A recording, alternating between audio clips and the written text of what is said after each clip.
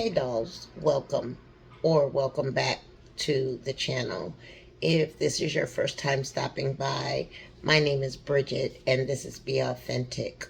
On this channel, I cover all things fashion and lifestyle for the modern woman over the age of 60. I provide you with all of the styling tips, tricks, and hacks that I have learned along the way in my own personal fashion journey.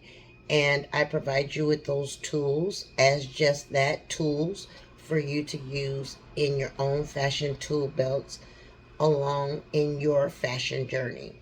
So if that sounds like something you would further be interested in, please consider subscribing to the channel and hitting your notification bell so you never miss one of my uploads. I do upload every Thursday and I go live every third Sunday of the month.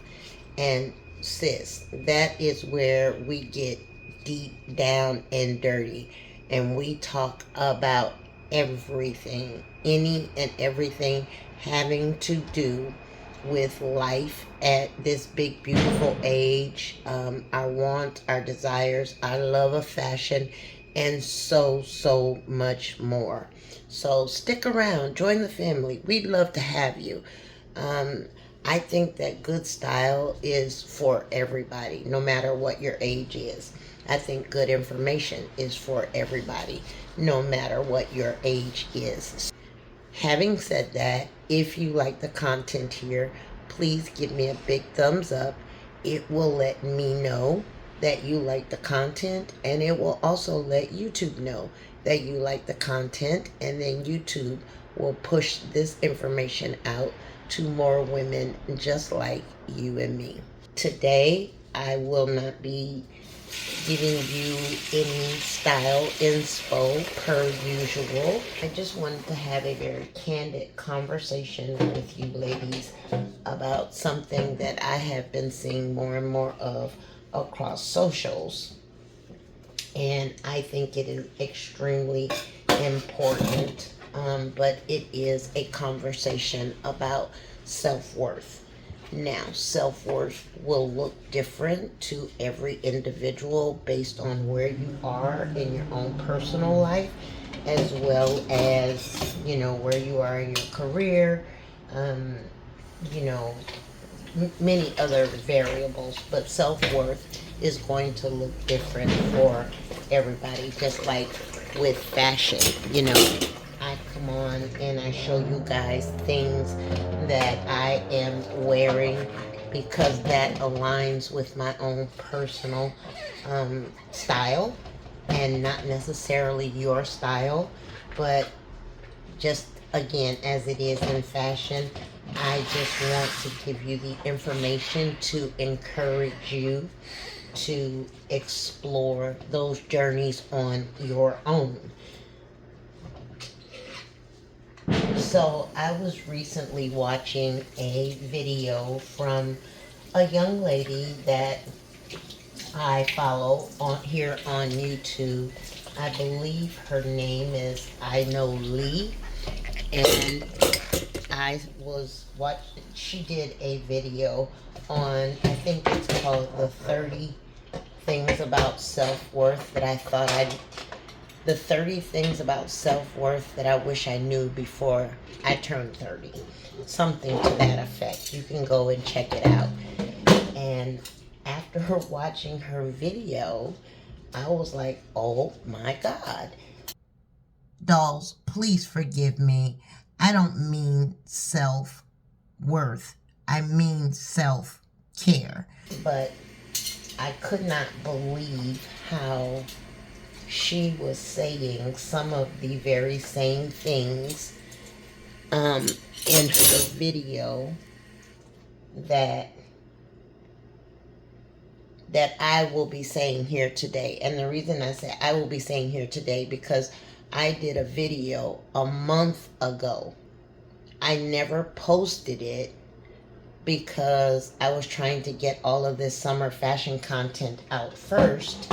I thought Well, if this is the conversation that is being had across socials, then, let me go ahead and put this video out. So today I am re-recording that self-worth video instead of giving you the one from a month ago. I'm re-recording it, and yes, I'll just be regurgitating a lot of the things in the one that I did a month ago here on today. If that all sounds like something you'd be further interested in, take a minute, go ahead, hit the subscribe button. I'll be right here waiting for you. It doesn't cost you a thing to subscribe. I'm not on YouTube to get monetized or to get you guys to pay me to do anything. I provide you with fashion outfit ideas and inspiration and what I'm wearing because I just love fashion, and because I believe that every woman should feel amazing in her clothes, in her statue, in her life, in her walk, in her talk. I just believe that we should be in the very feel-good mode of our lives at 60 or better. So let's get into it. Now, I'm going to read from my notes that I created a month ago when I did this video. I'm in my kitchen cooking, ladies, so if you see me moving about, I'm just trying to prepare my food. I am making tonight, or I'm prepping tonight for me to cook this tomorrow, but I'm making oven baked fried chicken, collard greens, and southern style smothered potatoes. It's delicious. Anyway, let's dive right into this because I don't want to take up too much of your time, but I'm gonna need you guys to let me know if any of these things resonate with you.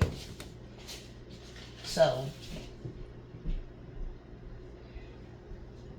my definition of self-care, in my opinion, has absolutely nothing to do with, or oftentimes has nothing to do with, anything of monetary value. I say that because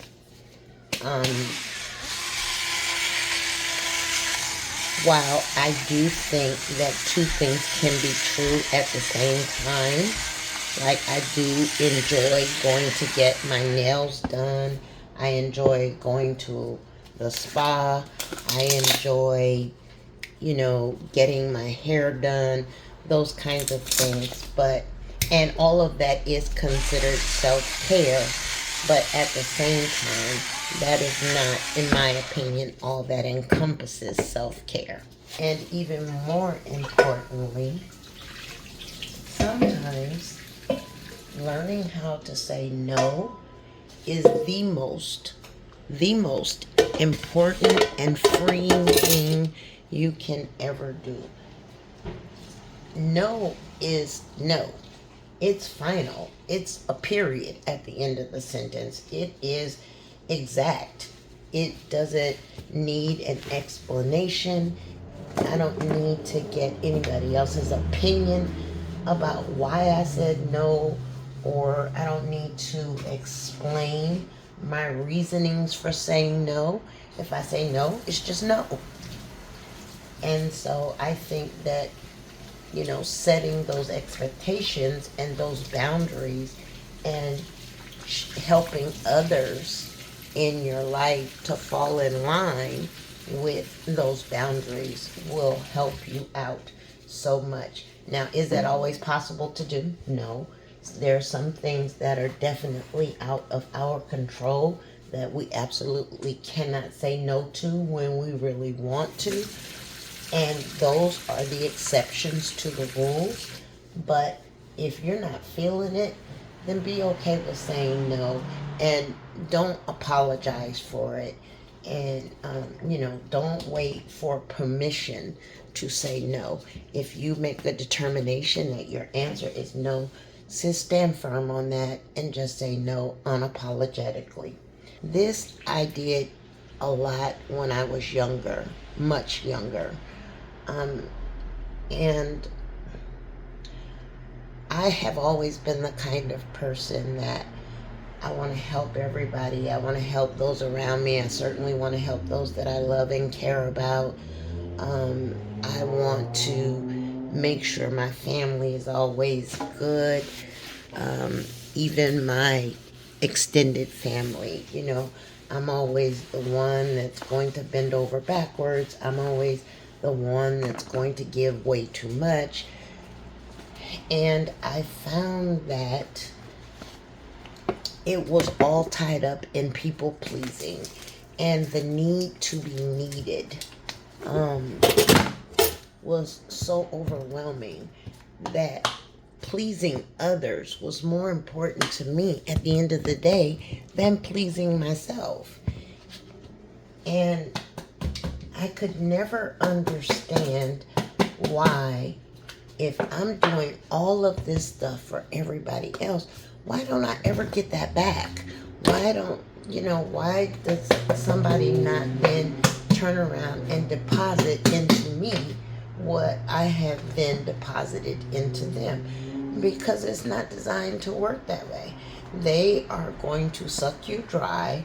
They are going to take advantage of your, oftentimes, I'm not saying all the time, but oftentimes they will take your kindness for weakness. They will take advantage of your loving heart and your kindness and your giving spirit, and they will just leech you to no end until you just don't have anything left. You don't even have anything left for yourself. So, people pleasing, no, don't do it. It's not worth it. The price is too high. It costs too much. And you have so much more that you can give to people that really do appreciate and value you, and they show you that they value you. They deposit into you the way that you deposit into them. They bless you the same way that you bless them.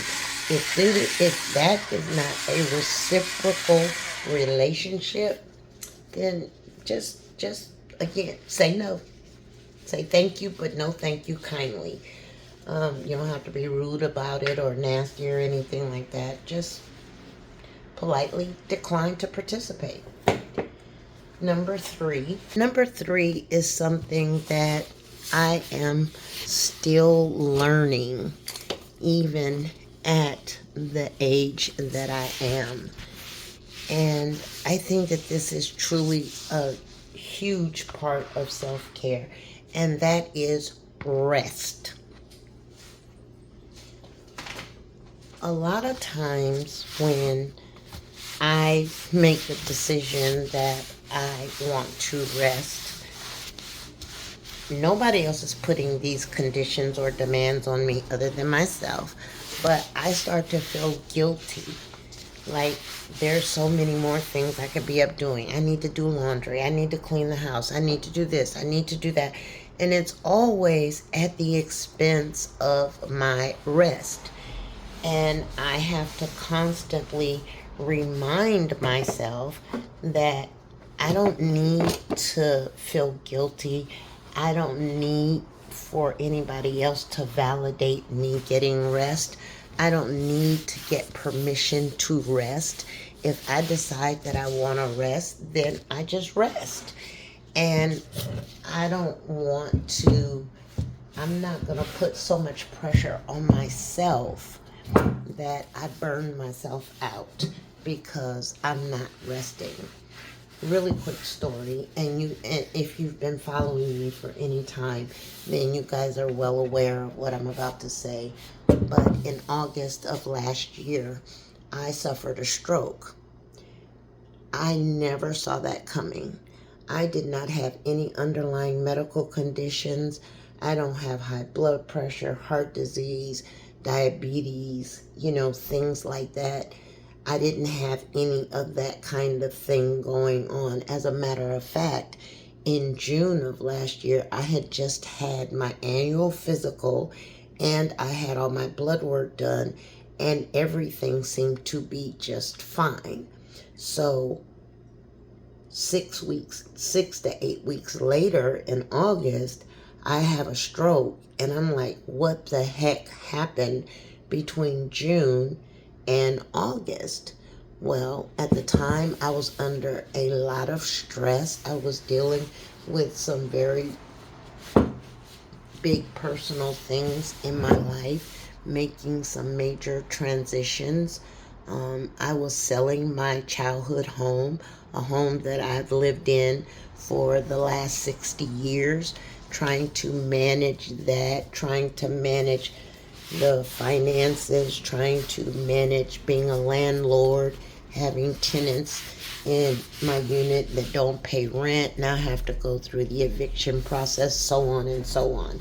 But having to manage all of those things, it just caught up with me, and it just got the better of me because I wasn't resting. The stress of all of it was keeping me from resting. I always felt like I had to be doing something. I always felt like I had to keep busy, or otherwise I was falling behind and failing. And that just was not the case, but those were the demands that I put on myself. So, ladies, please be careful of that, of things like that, especially for us, considering that heart disease and heart attacks in women, African American women in particular, is the number one silent killer out there. It is far and above any and every other disease. It is a silent killer. I cannot tell you, I cannot express that enough. Ladies, you don't need permission to rest.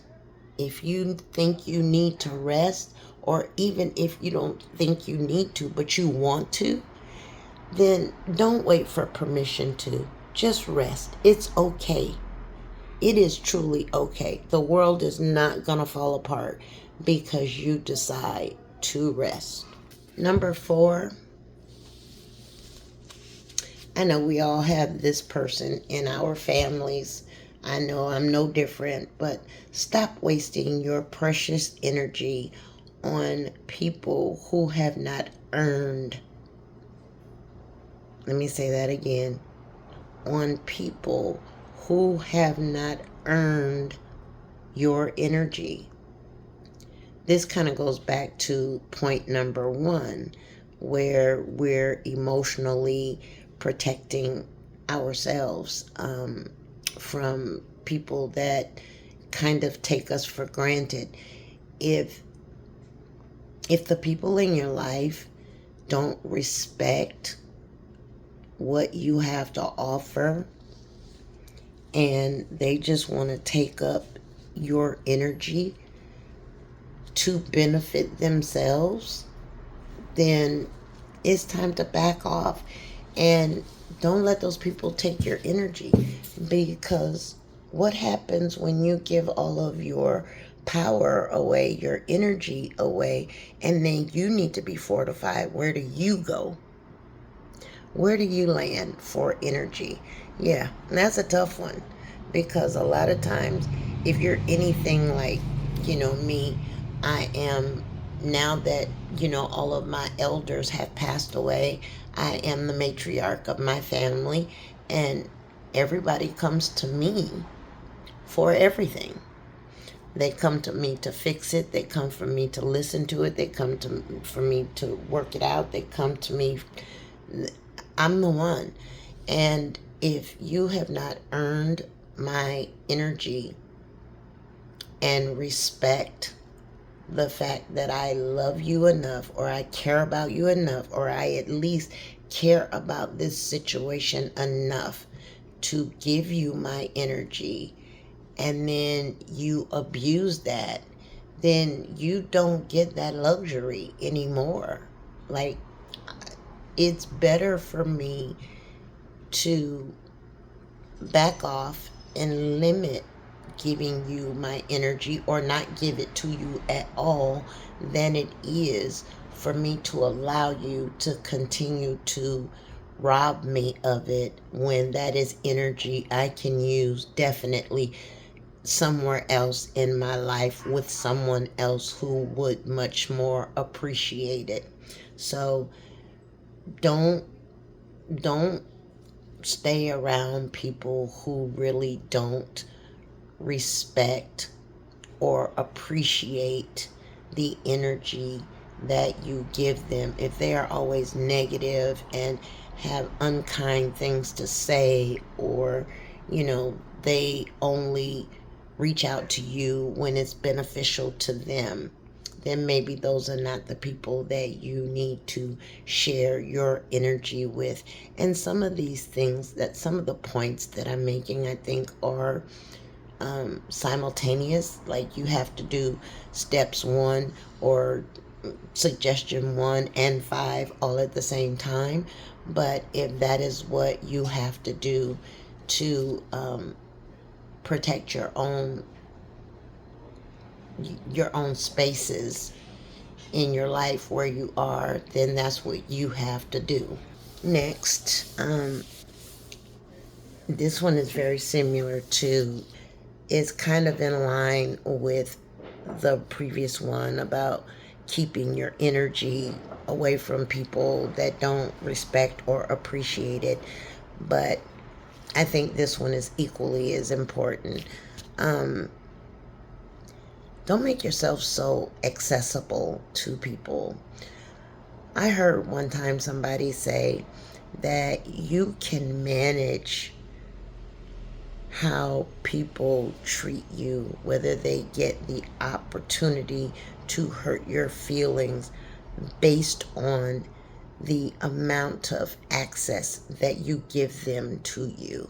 If you start limiting your access, or if you start limiting negative energies and negative people and negative situations in your life, access to your current life, you'll be surprised at how many people oftentimes fall away because they were a part of over access, to overly being able to access you.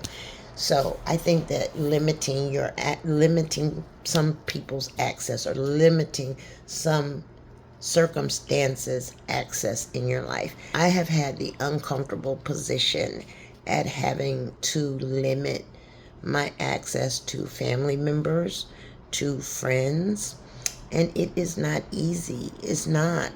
You love your family, you love your friends, but if it's one-sided, or it's non-beneficial, or it's not on an equal playing field, then it's okay to limit that access, and it's okay to be missed.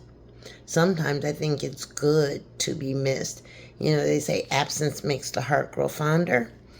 If you don't have immediate access to me all the time, whenever you call, I'm supposed to drop what I'm doing and answer. Whenever you beckon for me, I'm your beck and call girl on demand. No. Start limiting people's access and see how they respond. And I'm not saying do it just to see how they're going to respond, but I'm saying do it because that's all a part of self-care. And at the end of the day, you got to take care of you, because nobody else is going to take care of you. So if you don't take care of your own self, then we lose out on the definition of what self-care is, because self-care is taking care of yourself. You don't have to do it and be mean or spiteful or disrespectful about it. You can do it with love and in love. But I think that In my opinion, these are things that I have had to learn in this adult journey. And I think to some degree, all of us at some point have run into these same brick walls, and we have had to learn some very tough lessons when we hit those brick walls. The next one is emotional and mental capacity. How many of us have that one or two friends that only call you, I won't say only, but when they call you, it's never anything good. It's always drama. It's always negativity, or it's always gossip, or you're tearing somebody else down. I know that I am I know that I am not the only one out there like that. I know you guys have people like that in your lives. Yeah. No, thank you. I'll pass. I'm way too grown. I'm way too big in age to become a dumping ground for all of your trash. And you dump that in my lap. And then when I'm done talking to you or being in your presence or being around you or spending time with you, I'm exhausted. I'm mentally drained because I just didn't have the emotional and mental capacity to deal with all of your stuff and my stuff too. But because I love you so much and I care about you as a person, I didn't want to tell you no. And I'm not saying, again, not to be there for your loved ones and your friends. And we all need to vent, and we all need a community. It takes a village to raise a child. It takes a community to be a woman. And so we all need that. We all need people in our lives that are going to be brutally honest with us, even if it hurts our feelings. We need friends that are going to tell us the honest to God truth so that we can be real with ourselves rather than live in some farce fantasy land about whatever it is, because that's a comfort space for us and we don't want to deal with the real thing. So, if you do not have the emotional capacity, the mental capacity, the spiritual capacity for your friends or for a situation, it's okay to just say, I don't have it today. I don't have it today. Maybe tomorrow, maybe next week, but not today. I don't have it today. Because while you're trying to carry their buckets of water, who's going to carry yours? While you're pouring out all of you into somebody else, who's going to pour into you? The next point I'd like to make is about responding to negativity. Just don't do it. It's not worth it. If I call you and I tell you, girl, last night me and so went out and all she talked about was you and your man and your husband and your kids, and she ran y'all down and this, that, and the third, what you gonna do with that information? At this big age, what are you going to do with that information? Don't let people get you out of character.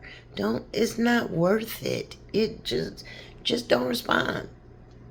Because that, whatever they are doing says more about who they are than it does who you are. When you maintain your composure and your self-worth, then people will stop bringing their trash to you because they know that they're not going to get the response out of you that they're looking for. So just pass on it. It's that simple. Just ignore it. It's not about you. It's about them. And 9 times out of 10, they're just projecting. You're not even the target, sis. You're not. It's them. Since I am retired, and I have been retired for close to 25 years now, I had a back injury back in 2001 on my job that really debilitated me, and so I had to take an early retirement. So I've been retired for many, many years.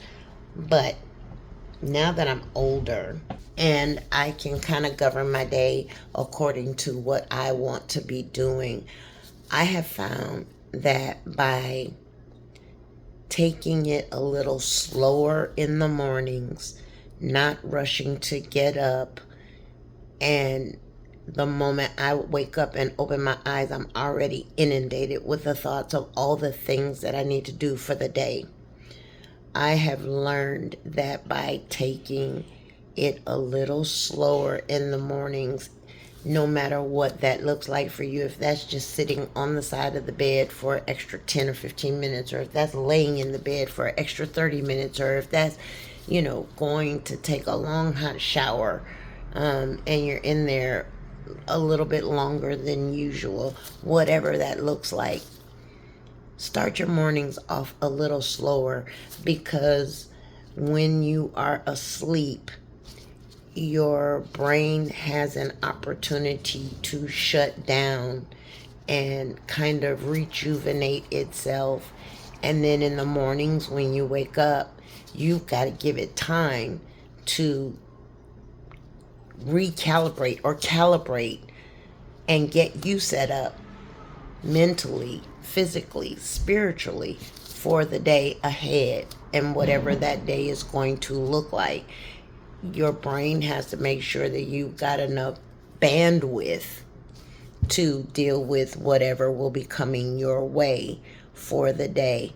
So I have found personally for me, and I love this for me, I just take it slower in the mornings. I don't drink coffee, I don't drink tea, but I will get up and put my slippers on and just walk around the house. No TV, no cell phone, no sounds, no nothing. It's just me and my peace in here in the house in the mornings.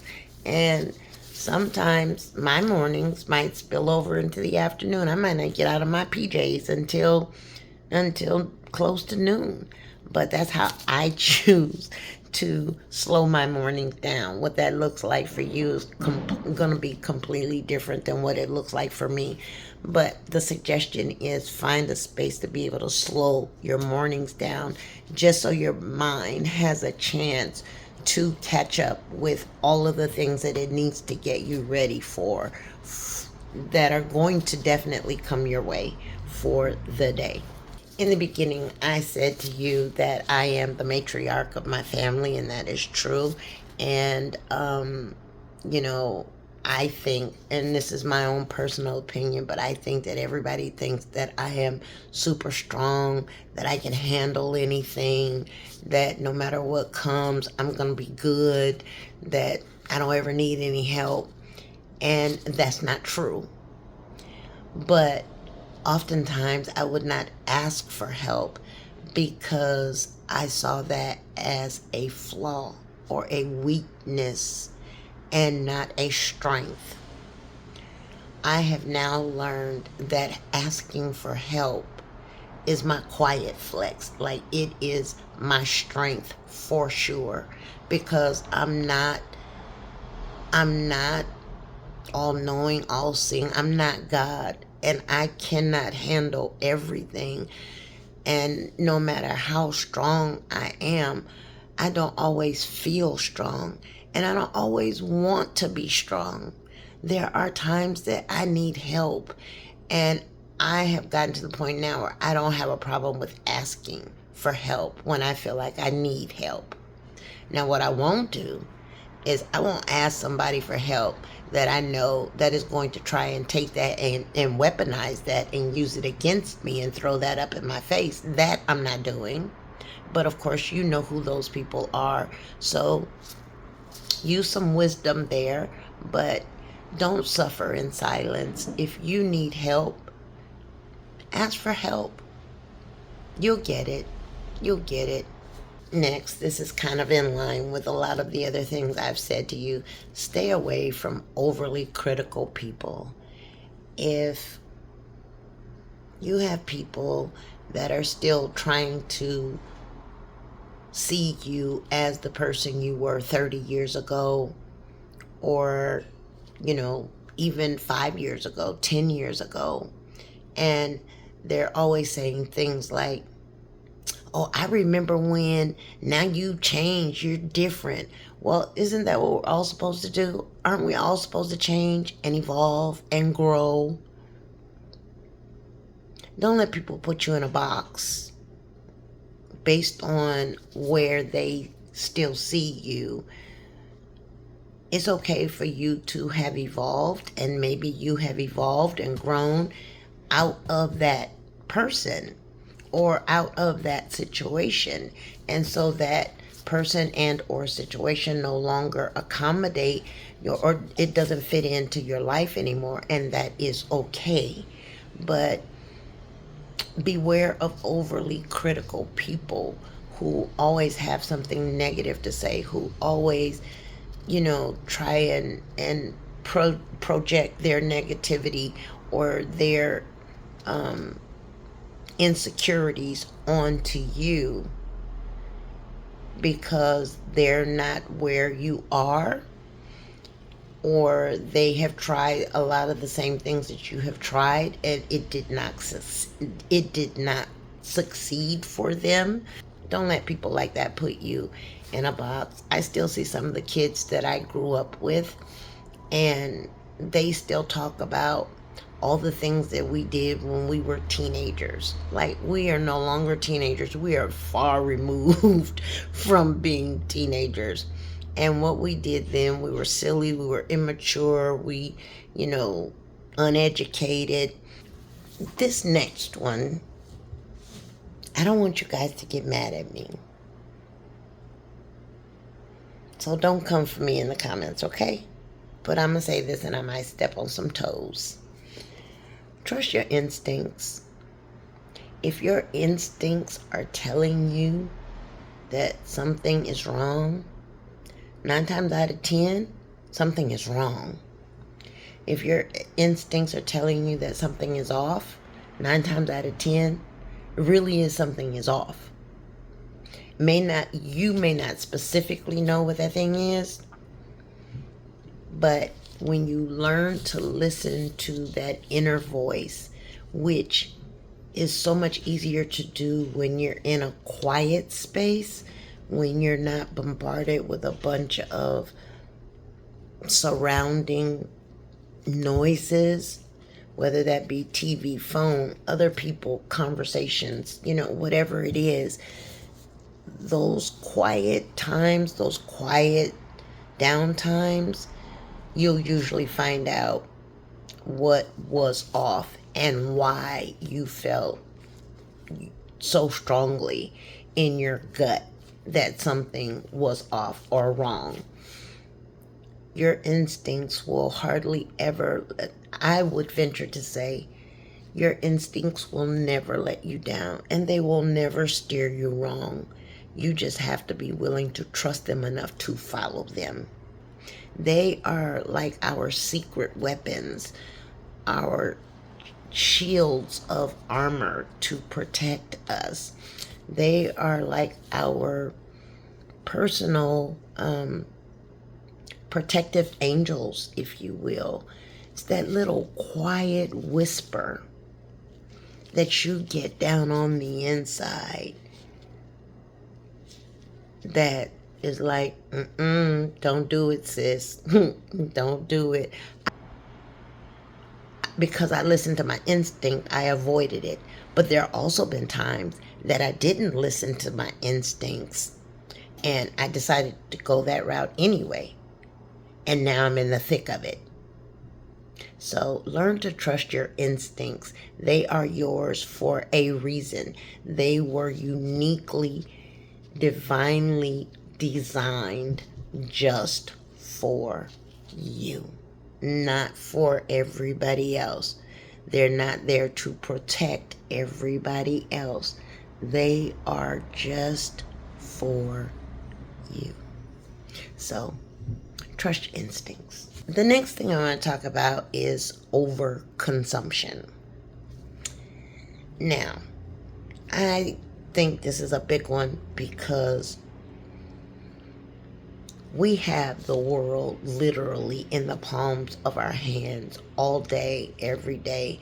I mean, in 2 seconds flat, you can get anything that your mind can possibly imagine on your cell phone by way of Google, ChatGPT, other AI programs. Like, it is so overwhelming. And we consume a lot of information. We consume a lot of foolishness. But if you're anything like me, I already told you I like to shop. So I'm always I'm always on Pinterest, and then I'm going to look for the outfits, and just over consuming for no reason. And I'm not just talking about material things, but I'm talking about overconsumption of information, overconsumption of food. As human beings, we were never meant to eat to get full. We were meant to eat to satisfy. Food is fuel. And if we're putting, arsenic in the gas tank, what do you have left to run on? You don't have the proper fuel. Or if you're that person, or that person that will eat and then they get up and they're like, oh, I'm so sleepy, or I got the itis. You've eaten too much. Over consuming means something different to everybody. And last but not least, and I think this is probably the most important thing, just to kind of wrap this all up in a nice little nutshell and put a bow on it. Protect your peace. Would you walk out your door and give a perfect stranger your PIN number, give a perfect stranger your credit card, give a perfect stranger your keys to your car, or hand over your newborn baby to somebody? Absolutely not. When you have a newborn baby, you barely want the nurse to touch your baby, let alone some stranger. So, if you wouldn't do those things, protect your peace the same way. Anything that comes in opposition of your peace, no matter who it comes from, no matter who the messenger is, no matter who the sender was, no matter what vehicle it chose to get there, protect your peace at all cost. Because at the end of the day, peace is really all we have. But peace is the one thing that can't be stolen from you unless you give up the right to your peace. If you allow all of these disruptors to come in and agitate your peace, then that's on you, sis, not on them. If you allow negativity to live rent-free in your mind and rob you of your peace, then that's on you, sis. We can fortify ourselves. And I know, I'm not saying life can be overwhelming, and it gets overwhelming a lot of times. And I'm not saying that you don't have the right to feel overwhelmed or upset or hurt or any of the other emotions. But what I am saying is, don't allow those things to rob you of the peace of knowing that you'll be okay. That Weeping may endure for a night, but joy comes in the morning. I'm not a religious person. I don't claim to be. I don't talk religion and politics on this channel. We keep it very basic. We stick to fashion and lifestyle. Peace is yours to secure. And if you don't know how to lock it down for yourself, then nobody else is going to do that for you. And peace is probably the most expensive commodity that you own. And everybody will do everything they possibly can to rob you blind, especially when they don't have the same things. They're not envious of you. They're not jealous. Well, yes, they are. But they pretend not to be. But they want what you have.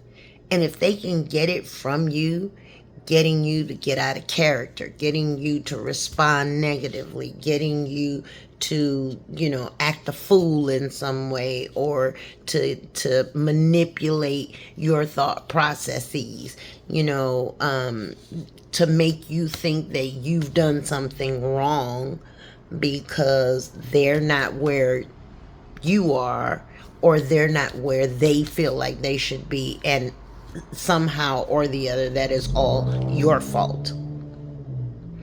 All of those peace disruptors, if you allow that stuff to infiltrate those deep-seated, rooted areas in your mind, they will rob you blind. And it's not worth it. It's not worth it. If I can leave you ladies with one thing, while protecting your peace is paramount. And it absolutely is. Like I said, it's the most expensive commodity that you own. But know your self-worth. And know, sis, that you are enough. You are enough. It's not about what you have, what you don't have, what you can give, what you give, what you won't give, what you will do, what you won't do. It's not about any of that at all. All of the negative things that were said when we were kids, a lot of times leaves traumatic scars on our brains. Science says that even when a baby is in the mother's womb, if the mother goes through some kind of traumatic experience, it then leaves a very indelible mark on the brain of the unborn child at whatever stage of the fetus that it is. And if trauma is that precise, and that it can do that to an unborn fetus, imagine what it did for you growing up, hearing people say, oh, you're too black, you're too light, you think you're better, your hair's not long enough, your hair's too long, your hair's not curly enough, I wish I had straight hair.